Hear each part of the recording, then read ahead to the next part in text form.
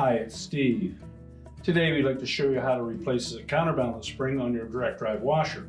It's a really easy repair. Let me show you how we do it. Now to do this repair, we will need to remove the cabinet from the washer, and we may also need to lay it down. So the first thing we'll need to do is turn off the inlet water supply, remove the fill hoses and the drain hose, disconnect power to the washer by pulling out the plug, and then we can start our repair. Now next we'll need to tilt that console back so that we can remove the cabinet. Now your model may have screws that go down through behind an end cap, maybe on the back. If there are no screws visible, typically all we need is a thin putty knife. We'll go in from the front, and you'll meet resistance from a spring clip. Just depress that clip. At the same time, rotate up on the front of the console.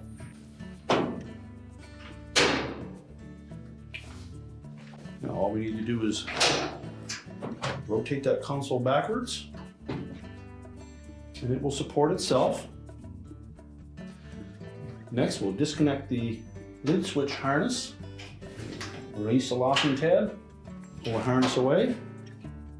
And our next step will be to remove the two clips that secure the cabinet and main top to the back panel.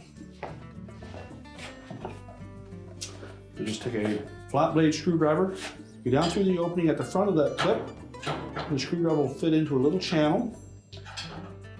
Bottom the screwdriver out, and then pivot it forward to release the spring.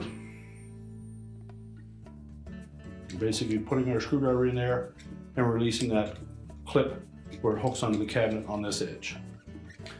And the same on the opposite side. And we'll set those aside. Now next we'll raise the lid on the washer, and we'll just grasp the inside edge at the top. We'll tilt it slightly towards us. Now with it tilted forward, once we clear that water inlet, we can then lift that cabinet away from the base frame and set it aside. Now that we have the cabinet removed, we're just going to tilt that console forward again so it's more stable. Now to change that counterbalance spring, we need to get to the back of the washer, so we're just going to pivot this around to give you a better view. Now if the spring is still intact, you'll need to disconnect it from both the base frame and the spring hanger at the back of that tub. So we're just going to pull the outer tub towards the back to release a little bit of the tension on that spring. Then taking either a pair of pliers or locking pliers,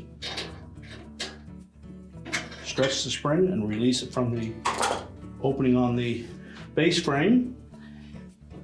Now at the bottom released, just rotate the spring and unhook it from that retainer at the top. Now if your old spring has a painted surface on it, it'll be easy to match up with the replacement spring.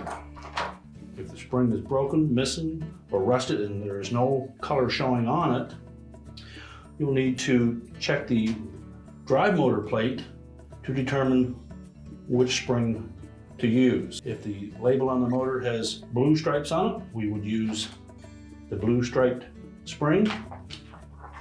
If it has green stripes on the motor label, we would use the green painted spring. If there is no striping on the label on the motor, we would use the unpainted spring. So to install the new one, we'll hook the top portion in first. And make sure that that retaining strap is in good shape. If there's rust or there's a weak spot at the end of that retainer, you'll need to replace that. And you'll also want to check the base frame and make sure it's not rusted out there. If it is, simply drill a small hole close to it and then reconnect that spring. So again, we'll take our pliers. We're just going to stretch that spring, hook it into the base frame, and now we're ready to put the cabinet back on the washer. Now as we position that cabinet over the base frame, again we want to make sure that that bottom lip at the front of the panel goes in underneath the base frame. And then while looking down through that lid opening, we can see where those two hooks are on the base. And line that up top. Tilt the cabinet back, Also make sure that we pull that back panel forward enough that the cabinet will sit down over the fill valve. Then just check the rear corners to make sure that they dropped into place.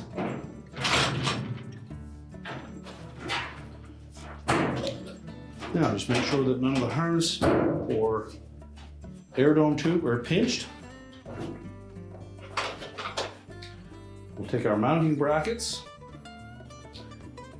and we'll engage the straight vertical end up into that slot on the back. Line it up with the 2 slots in the top and then press it down into place until it latches. Do the same on the opposite side. Put that straight vertical piece right into that slot on the back panel. Line it up, snap it into place. We'll reattach our mid switch harness.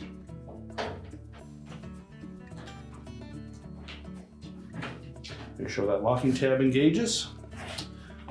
Now we'll rotate that console into position. We'll make sure that we hook the rear of that console, those 2 little hook-shaped feet, into the rear holes on the main top, and the spring clips will fit into the larger holes towards the front. Make sure the back panel is tucked up in underneath the top of the console. Line up those rear legs.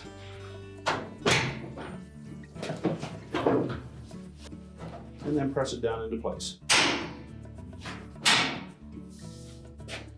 Now we're ready to push the washer back into position. We're now ready to reconnect our inlet fill hoses, turn on the water supply to check for leaks, push the washer back into place, reconnect the power, and your repair is complete.